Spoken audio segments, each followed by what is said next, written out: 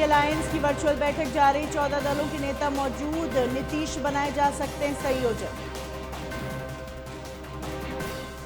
ED ने केजरीवाल को चौथी बार भेजा समन, 18 जनवरी को मुख्यालय में होंगे पेश, आबकारी मामले में होगी पूछताछ। पश्चिम बंगाल में यूपी के साधुओं के साथ मारपीट, मौके पर पहुंची पुलिस ने बचाई जान, अब तक 12 गिरफ्तार। गोरखपुर में लोक कला महाकुंभ का समापन, सीएम ने विजेताओं को किया सम्मानित, बोले खिलाड़ियों को मिलेगी सरकारी नौकरी। लखनऊ मंडलायुक्त ने जारी किया आदेश, अस्पताल के बाहर से हटेगा अतिक्रमण, जाम की वजह से एम्बुलेंस की होती है देरी।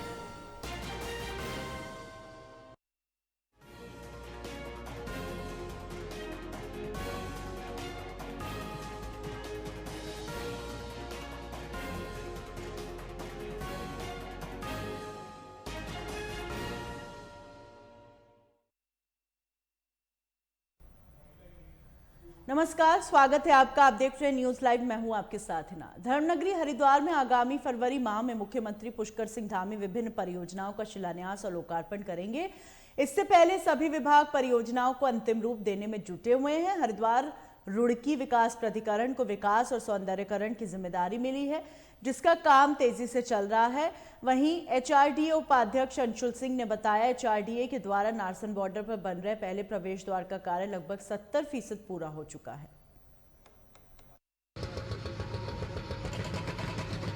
देखिए, अभी जैसे आपको पता है कि एमसीसी लागू होने में लगभग एक महीना बाकी है, तो काफ़ी परियोजना हमारी ग्राउंडिंग हो चुकी है। जैसे नारसन गेट है हमारा कावड़ पटरी पे सौंदर्यकरण वहाँ के, शंकराचार्य चौक का वहाँ के केबल ब्रिज की फसाड लाइटिंग है, भल्ला स्टेडियम में जो हमारा काम चल रहा है वो है, साथ ही साथ स्पोर्ट्स कॉम्प्लेक्स है। इसके अलावा भी कुछ 20 से 25 करोड़ की योजनाएं अभी हमने स्वीकृत कराई हैं चेयरमैन साहब, जो हमारे कमिश्नर साहब हैं, उनसे, और हम कोशिश करेंगे उन्हें जल्दी हम उनकी भी ग्राउंडिंग कर सकें। तो आशा करते हैं हम लोग कि इनसे सारे ही टेंडर्स हम 10 फरवरी तक खोल देंगे, जो अभी गतिमान है टेंडर्स, और ये इंश्योर करेंगे कि उनका काम चालू हो जाए ताकि एमसीसी से उसमें बाधा ना आए।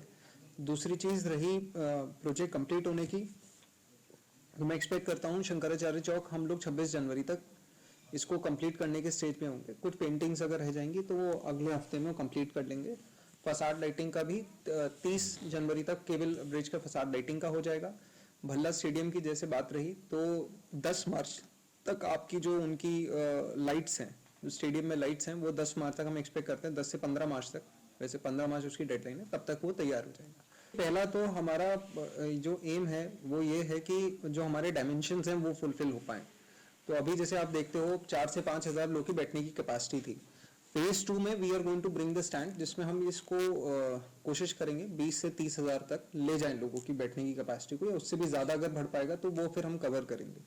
उसको हम जैसे इंटरनेशनल स्टेडियम के स्टैंड्स बनते हैं वैसे ही दर्ज पे हम लाएंगे। सीएम साहब ने भी कई बार इसमें प्रोत्साहन करा है हमारे डिपार्टमेंट का, और हमें मोटिवेट करा है कि आप उसको एक ऐसे स्तर पे लेकर आइए ताकि बच्चों को एक मौका मिले ऐसे स्टेडियम देखने का और खेलने का, और हम यहाँ रणजी मैचेस भी करा पाएँ, और आशा करते हैं फ्यूचर में कुछ इंटरनेशनल मैचेस भी हम लोग होस्ट कर पाएँ। उसके लिए ज़रूरी ये रहेगा कि अभी पहले हम डायमेंशंस जो होते हैं, मिनिमम डायमेंशंस, उन्हें हम मैच करें। उसके बाद जो एरिया बचेगा उसके साथ हम लोग उसी एरिया में हम लोग वर्टिकल डेवलपमेंट करके अपनी सीटिंग कैपेसिटी को अचीव करेंगे।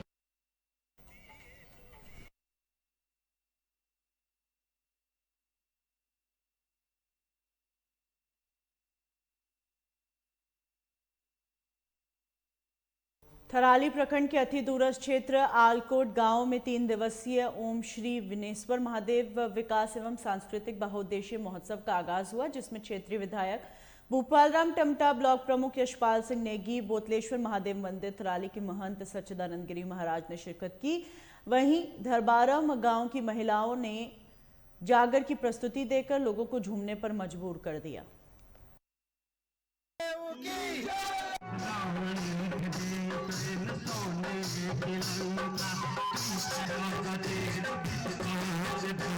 बात करता हूं कि आप हमारे इस मंच में उपस्थित हुए और हमारे विनेश्वर महादेव के सभी भक्तजनों द्वारा ये आपस में चर्चा की गई कि हमारे इस क्षेत्र की पहचान जो कि नौ ग्राम पंचायतें नौ ग्राम पंचायतें हमारे थराली ब्लॉक में मिली हैं, उनका विकास के लिए हमारा एक साझा गैर राजनीतिक मंच होना चाहिए। और उस मंच के तहत हमारे 3 दिवसीय बिनसर महादेव विकास एवं सांस्कृतिक आयोजन हुआ और इसका आज हमारा प्रथम दिवस का कार्यक्रम समाप्त हुआ। कल भी हमारे जो है सांस्कृतिक कार्यक्रम होंगे और परसों को हमारी वहाँ पर जो है पूजा पूरे भक्त लोगों के साथ वहाँ पर बिनसर महादेव की हमारी मूर्ति वहाँ पर विराजमान होगी और मंदिर निर्माण के लिए हमारा उत्तरायण से आगामी कार्यक्रम की रूपरेखा तय की जाएगी। और उसके बाद हमारे सुरेंद्र सिंह नेगी जी द्वारा वहाँ पर भंडारे की व्यवस्था की गई है। तो सभी भक्तों से अनुरोध है कि आप उसमें मतलब तन मन धन से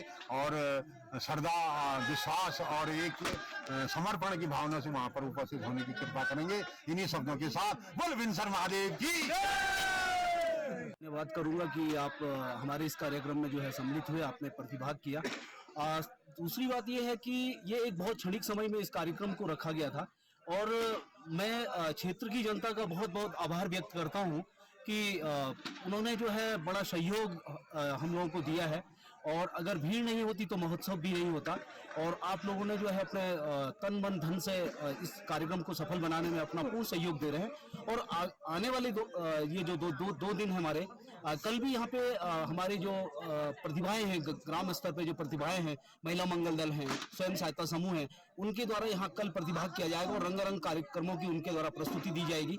और 14 तारीख को जो हम लोगों का एक उद्देश्य है, जिस उद्देश्य के साथ इस महोत्सव को प्रारंभ किया गया है, यहाँ से बिनसर महादेव मंदिर तक सारे लोग जितने जिस स्थान पे हम खड़े हैं राजकीय इंटर कॉलेज पोखरी में, यहाँ से वो मंदिर हमारा जो पड़ेगा वो 3 किलोमीटर की दूरी पे पड़ेगा और एक घने जंगल के अंदर विराजमान है हमारे बिनसर महादेव जी।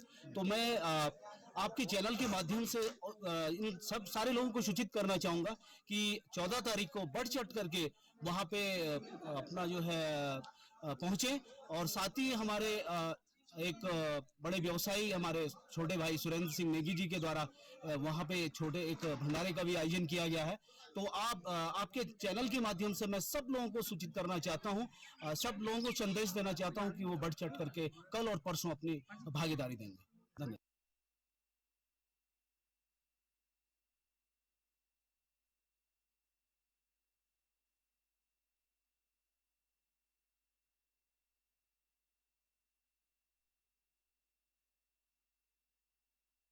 उत्तरकाशी जनपद के भंकोली गांव के युवा झील गाड़ा वाटरफॉल के प्रचार प्रसार में जुट गए हैं। युवाओं ने पहले इस वाटरफॉल का स्थलीय निरीक्षण किया, फिर पर्यटन विभाग से इसे विकसित करने की मांग की। वहीं पर्यटन विभाग की ओर से समिति से कुछ जानकारियां मांगी गई हैं, जिस पर गिडारा बुग्याल पर्यटन उत्थान समिति के अध्यक्ष संदीप राणा ने कहा जल्द पर्यटन विभाग को जानकारी उपलब्ध करा दी जाएगी। बता दें भंगोली गांव से मात्र 800 मीटर की दूरी पर स्थित झीलगाड़ा वाटरफॉल बहुत ही सुंदर वाटरफॉल है, जो लगभग 300 मीटर की ऊंचाई से गिर रहा है। गर्मी के मौसम में यदि पर्यटक इस वाटरफॉल में स्नान करेंगे तो यह वाटरफॉल औषधि के रूप में भी कार्य करेगा। साथ ही गांव में आने वाले पर्यटक इस वाटरफॉल से रूबरू होकर काफी खुश होंगे।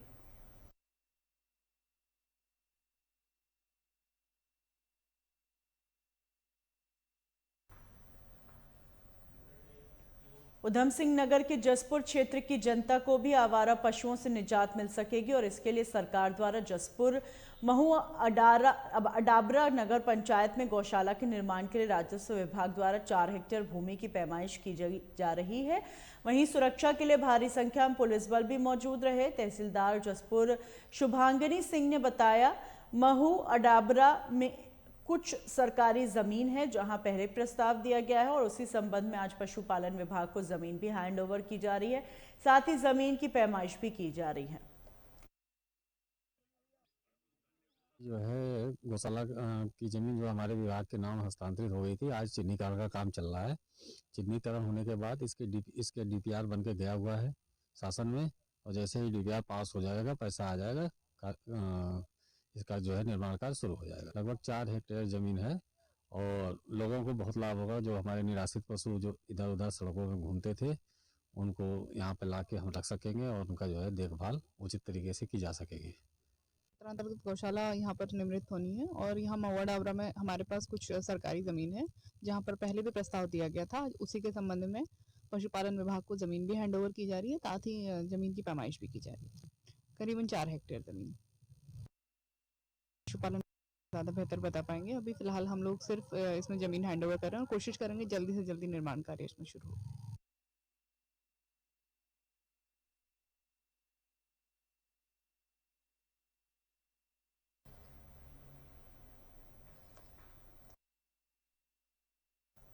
अल्मोड़ा में सामुदायिक स्वास्थ्य केंद्र देवयाल सल्ट में विगत कई समय से स्टाफ नर्स दिक्कत हो रही है। वहीं प्रभारी चिकित्सा अधिकारी सल्ट डॉक्टर धीरेन्द्र गहलोत ने बताया, हरिदत्त वैद्य समुदाय स्वास्थ्य केंद्र में जल्द 6 स्टाफ नर्स की नियुक्ति होगी, जिसमें स्थानीय लोगों को स्वास्थ्य सुविधाएं, डिलीवरी सहित अन्य कार्यों में ग्रामीणों को राहत मिलेगी।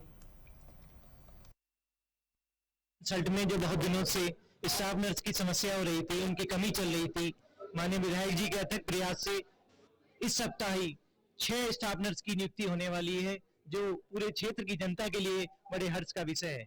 इससे जो डिलीवरी और आगे दूसरे चिकित्सा कार्यों में जन दुविधा होती थी, उसमें उस परेशानी से निजात मिलेगा। ये बहुत कई सालों से चली आ रही थी, जिस मांग को शासन स्तर तक भेजा गया, लेकिन उसके बाद भी ये पूरी नहीं हुई थी। लेकिन अब इस हफ्ते से 10 से 15 दिन में ये समस्या पूरी तरह से दूर हो जाएगी।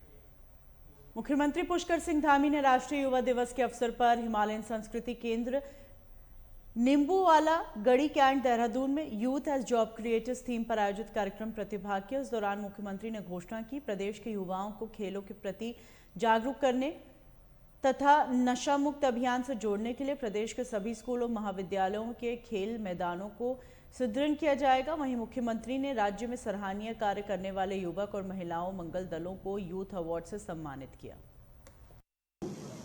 इस उद्बोधन से, इस उच्चारण से वो अपना उद्बोधन शुरू करेंगे।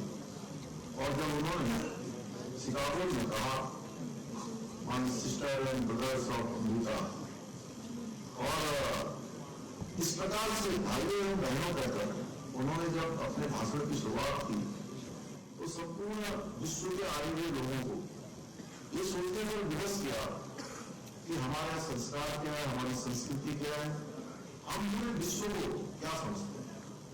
और उन्हीं सब बातों को आज हमारे प्रधानमंत्री स्वामी विवेकानंद जी का नाम भी नरेंद्र था, सब जानते हैं, और हमारे प्रधानमंत्री नरेंद्र मोदी जी, उनके नेतृत्व में आज हम फिर उसी प्रकार से पूरे विश्व के अंदर, आज अभी हमने G20 का सफल आयोजन देश के अंदर किया और पूरी दुनिया की अध्यक्षता हमारे देश को मिली, और उसमें भी वसुधैव कुटुंबकम की जो भावना थी वो पूरे विश्व ने देखी। पूरा विश्व हमारे संस्कारों से, हमारी संस्कृति से परिचित हुआ कि हम क्यों अपने बारे में नहीं सोचते हैं, हम समूचे विश्व के बारे में सोचते हैं। हमारा संस्कार हमारी संस्कृति है। हम कहते हैं अयम निगम परोवेति गणना लघु चेतसाम उदार चरित्राणाम वसुधैव कुटुंबकम। ये तेरा है, ये मेरा है, इस प्रकार का भाव हमारा नहीं है जो हमारी संस्कृति है। हमारी संस्कृति कहती है। के नाम से आज पूरे विश्व के अंदर प्रचलित है। वो अद्वैत आश्रम है, वो लंबे समय तक रहे। आज स्वामी जी को विचारों को अपनाकर हमारे प्रधानमंत्री जी ने अनेक प्रकार के जो काम किए हैं, जीवन के लोगों के जीवन को बदलने का काम किया है। मातृशक्ति को, नौजवानों को आगे बढ़ाने के लिए, समाज के अंतिम छोर पर खड़े हुए लोगों को आगे लाने के लिए करोड़ों भारतीयों के जीवन को सार्थक करने का काम किया है। इस बार जो राष्ट्रीय युवा दिवस है, यूथ है जॉब क्रिएटर रखी गई है और यह थीम हमारे उत्तराखंड के युवा नौजवानों पर बहुत सटीक बैठती है, क्योंकि हमारे उत्तराखंड के युवा अब जिस प्रकार से स्टार्टअप के क्षेत्र में काम कर रहे हैं, स्वयं सहायता समूह बना रहे हैं, स्वरोजगार से स्वयं को जोड़ रहे हैं, दूसरे लोगों को भी रोजगार से जोड़ने का काम कर रहे हैं। अब वो रोजगार मांगने वाले नहीं, बल्कि धीरे धीरे अब रोजगार देने वाले बन रहे हैं। मेरा मानना है कि युवाओं को अपने उद्यमों को विकसित करने के लिए जो 3 मुख्य तत्वों की आवश्यकता है, उसमें पूंजी, साहस और तो मैं आपको विश्वास दिलाना चाहता हूं कि हमारी सरकार युवाओं के चहुमुखी विकास के लिए, उनकी उन्नति के लिए संपूर्ण रूप से प्रतिबद्ध है, क्योंकि हमने युवाओं और उनकी जो प्रतिभा है उन पर हमें पूरा भरोसा है कि हमारे नौजवान युवा आने वाले समय में उत्कृष्ट उत्तराखंड का मार्ग प्रशस्त करेंगे। उसके लिए अपना जो भी श्रम है, अपना परिश्रम है, पूरी तरह से लगाएंगे। मुझे आप सबको देखकर अपार हर्ष हो रहा है कि हमारा आज का युवा अपने कर्तव्यों और सांस्कृतिक मूल्यों के प्रति पूरी तरह से जागरूक है कि उसको किस दिशा में जाना है, कैसे अपने जीवन को आगे बढ़ाना है, किस प्रकार से अपने जीवन की प्लानिंग करनी है, उसका नियोजन करना है, कैसे अपने समय का सदुपयोग करना है। अपने संस्कारों के साथ हमारे नौजवान उत्तराखंड के आगे बढ़ रहे हैं और आप सबकी जो जागरूकता है, ये न केवल हमारे प्रदेश के लिए बल्कि देश का भी भविष्य तय करेगी।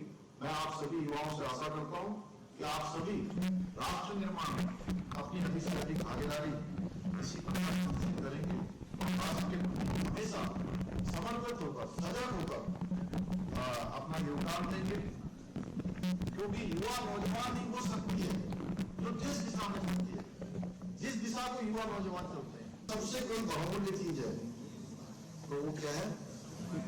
समय है। अगर ये मैं कहूं कि 12 जनवरी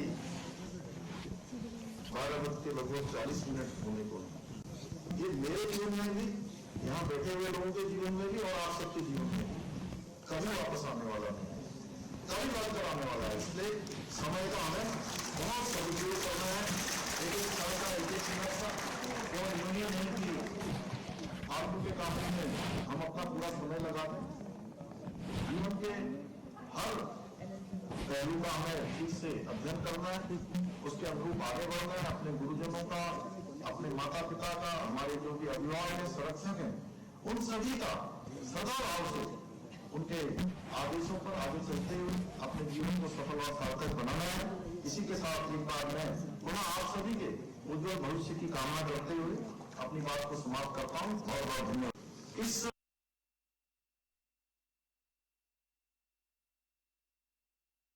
पश्चिम बंगाल के पुरुलिया में 3 साधुओं के साथ मारपीट के मामले में 12 लोगों को गिरफ्तार किया गया। ये लोग उत्तर प्रदेश से पश्चिम बंगाल के मशहूर तीर्थ गंगा सागर मेले के लिए जा रहे थे। बताया जा रहा है कि ये भीड़ किडनैपर समझकर इन लोगों के साथ मारपीट की। पुरुलिया पुलिस के मुताबिक भाषा की समस्या को लेकर साधुओं और कुछ स्थानीय लड़कियों के बीच गलतफहमी हो गई और इसके बाद लड़कियों ने भागना और चिल्लाना शुरू कर दिया। वहीं वहां भीड़ इकट्ठा हो गई और साधुओं के साथ मारपीट हो गई। इस घटना पर अनुराग ठाकुर ने कहा कि बंगाल में तुष्टीकरण की राजनीति ने ऐसा वातावरण बना दिया, जब राम जन्मभूमि का शिलान्यास हो तो बंगाल में कर्फ्यू लगा दिया और साधुओं की हत्या का प्रयास किया जा रहा है। पर भी पथराव। बंगाल में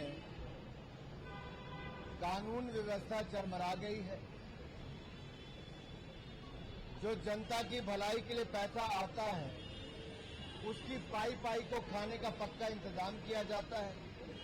कट मनी के नाम से मशहूर यहाँ के नेता और यहाँ की सरकार हो गई है।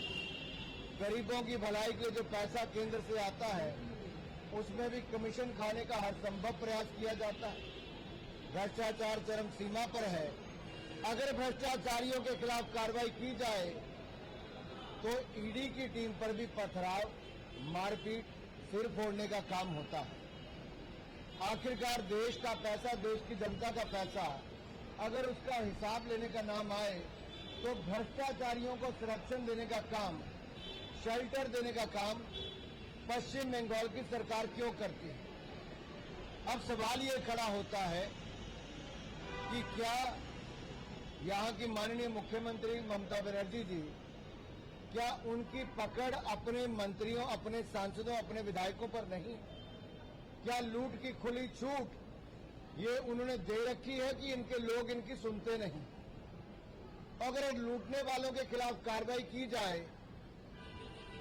तो उन्हीं अधिकारियों के खिलाफ इनके गुंडे, इनके अधिकारी, इनके कार्यकर्ता टूट पड़ते हैं, मारते हैं। ये देश में कहीं नहीं होता, पश्चिम बंगाल में होता है। ये कैसी परिस्थिति खड़ी हो गई? लॉ एंड ऑर्डर की एक भयंकर समस्या यहां पर है, जिसका बार बार उदाहरण देखने को मिलता है। पिछले कल देश ने राष्ट्रीय युवा दिवस मनाया।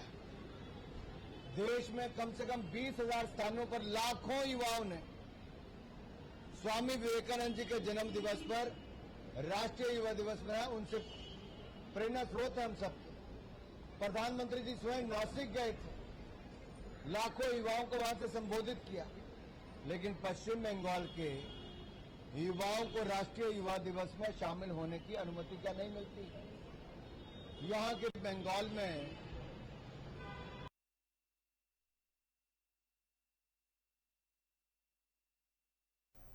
प्रदेश कांग्रेस प्रभारी सचिन पायलट ने राजीव भवन में चुनाव समिति की मैराथन बैठक ली और बैठक के दौरान पदाधिकारियों और कार्यकर्ताओं से लोकसभा चुनाव की रणनीति पर बात की।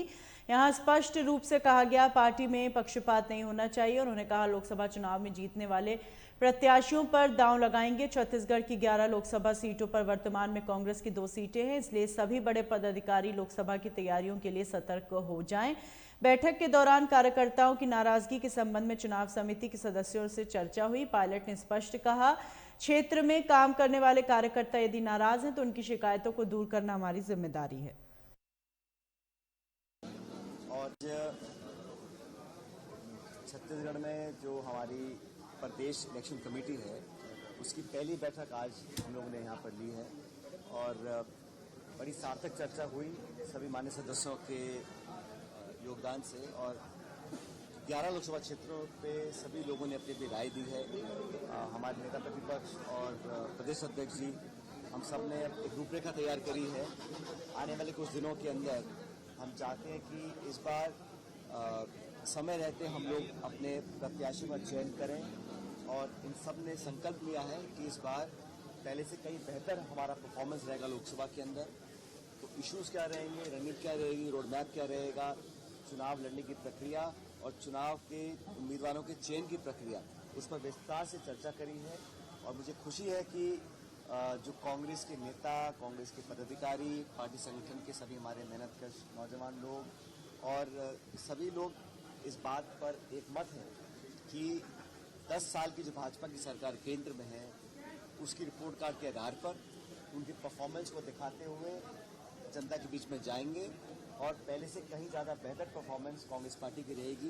ये सभी नेताओं ने आज अपने विचार व्यक्त किए हैं और मुझे खुशी इस बात की भी है कि जो हमारा कार्यकर्ता है यहाँ पर हम सरकार नहीं बना पाए, उसका खेद और दुख हम सबको है, लेकिन जो कार्यकर्ताओं में जोश है, नेताओं में जो इच्छा शक्ति है और संकल्प है, जो विल पावर है ये अगले चुनाव जीतने की, इससे मुझे पूरा विश्वास है कि हमारा अच्छा परफॉर्मेंस रहेगा। और जो जनता के इशू हैं, जो आज जिन मुद्दों को लेकर कांग्रेस जनता के बीच जाना चाहती है, वो सारे मुद्दे प्रासंगिक हैं। किसानों के, दलितों के, आदिवासियों के, नौजवानों के, मध्यम वर्ग के, महिलाओं के, लघु उद्योगों के, जो बढ़ती बेरोजगारी है, महंगाई है, जो अपने आप को नौजवान ठगा हुआ महसूस करता है। आज़ाद भारत के इतिहास में सबसे ज़्यादा बेरोजगारी देश में है तो आज है। तो छत्तीसगढ़ के साथ साथ देश भर में जो माहौल बना है पिछले 10 सालों में, वो जनता के बीच लेकर जाएंगे। और भारत का जो मतदाता है बहुत समझदार है, संवेदनशील है, वो सरकार का आकलन करेगा, 10 साल की रिपोर्ट कार्ड देखेगा। और जो कांग्रेस यूपी की सरकार 10 साल पहले थी, उसकी तुलना कर फिर अपना वोट कास्ट करेगा। तो मुझे पूरा विश्वास है कि हम लोग अच्छा परफॉर्म करेंगे और बहुत जल्द हमारे चुनाव अभियान, हमारे प्रत्याशियों की घोषणा, ये सब चीज़ों को हम बहुत जल्द करने जा रहे हैं। वरिष्ठ नेताओं ने कहा है कि कुछ और नियुक्तियां हो जाए लोकसभा चुनाव से पहले। हाँ, संगठन में जहाँ कुछ कमियां हैं, जहाँ कुछ पद खाली हैं, जहाँ बदलाव करने की जरूरत है, वो एक कंटिन्यूस प्रोसेस इसको करते रहेंगे। लेकिन संगठन अब पूरी तरह मुस्तैदी से धरातल पर उतरेगा और हम लोग खुद सभाएं करेंगे संभाग